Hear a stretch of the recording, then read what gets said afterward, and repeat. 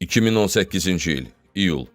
İran Mülki Müdafiə Təşkilatının rəhbəri General Qulam Rza Cəlali paytaxt Tehranda keçirilən 3-cü Mülki Müdafiə konfransında ölkədə yaşanan su böhranı ilə bağlı qiymətləndirmələr aparır.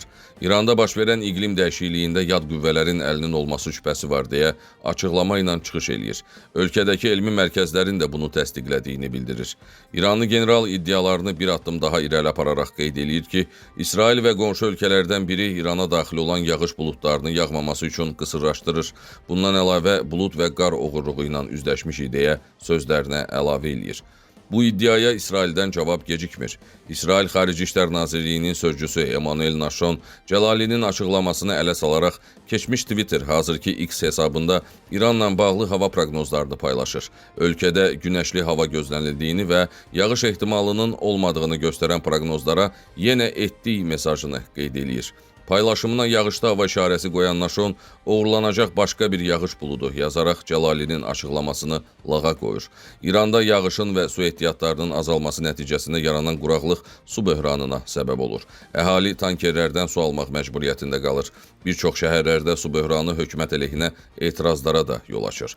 2025-ci ildə isə su mütəxəssisi Mohsen Arbabyan ABŞ və İsraili 40 ildir buludları İrandan uzaqlaşdırmaqda günahlandırıb. Son vaxtlar sosial mediada bu iddialar yenidən canlanıb. Müharibə zamanı yağışlar artıb, demək buludları oğurluyurlar. Bəzi analitiklər belə hesab eləyir. Yəni, müharibə başladığına görə buludları dağıdan və ya sprey səpən təyyarələr təhlükəsizlik səbəbi ilə uçuşlar eləyə bilmir. Bu səbəbdən yağıntı normallaşıb və intensivləşib. Lakin elm bu iddialara aydın cavab verir.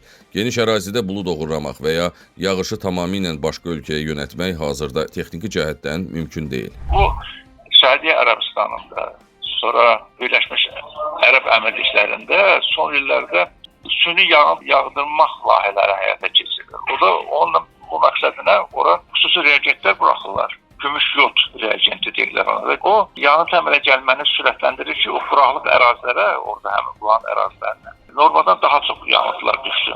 Hava modifikasiyasının ən məlum üsulu cloud seeding, bulud toxumlandırma adlanır. Bu texnologiya 1940-cı illərdən istifadə olunur. Xüsusi təyyarələr və ya yerüstü generatorlar vasitəsilə buludlara gümüş yodid və ya digər maddələr püskürdülür. Bu, buludlardakı su damcılarının daha tez buz kristallarına çevrilməsinə kömək eləyir və yağış və ya qar ehtimalını 5-15% artırır. Ancaq bu üsul yalnız müəyyən tip buludlarda və məhdud ərazidə təsir göstərir. Buludları dağıtmaq və ya yağışı tam dayandırmaq üçünsə oxşar effektiv texnologiya yoxdur. Bəzi hərbi konsepsiyalarda gələcək imkanlardan danışılıb. Amma bugün real həyata keçirilə bilən geniş miqyaslı bulud oğurluğu texnologiyası mövcud deyil. Müharibə başlamazdan əvvəl New Yorkda bir ay yanıb bundan əvvəl 1 saata 250 mm yağıntı düşdü. Onu bəs necə izah etmək olar? Və dünyanın, Məkkənin özünə, Mədiniyə hələ müharibə olmamış, demək son illərdə də demək vaxt aşırı çox şiddətli yağıntılar düşüb. O heç müharibə yox idi. Onu qismən həmin orada gedən nəzərlər süni yağıntı yağma məsələlərindən qismən izah etmək olar.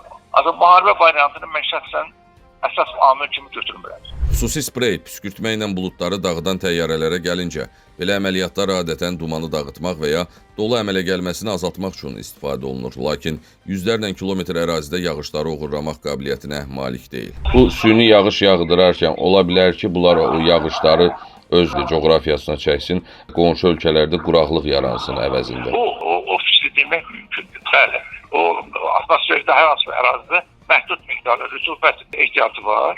Aydın məsələ ki, sən buna əvvəlcədən sən onu öz ərazilərə götürsənsə də, o biri ərazilərdə uzun müddət üçün bir statistikanı götürsək, orada yağıntıların azalması ola bilər. Ancaq ani olaraq deyək ki, burada mən buna yağıntını azaltdım.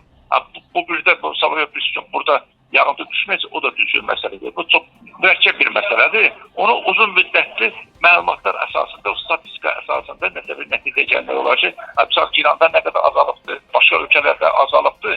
Ancaq o da o effektə qarışan başqa bir şey də var ki, iqlim dəyişmələri, qlobalistləşmənin özü də yağıntıları müəyyən ərazilərdə azaldır.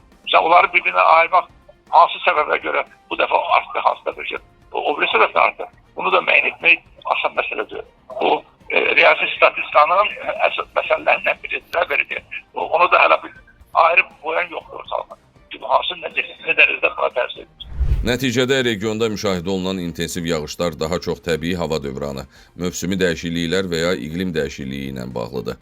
Quraqlıq və su böhranı kimi problemlərin əsas səbəbi isə yanlış su idarəçiliyi, əhali artımı və qlobal istiləşmədir. Mirzə Altay, Əli Məmmədov, Medialog üçün.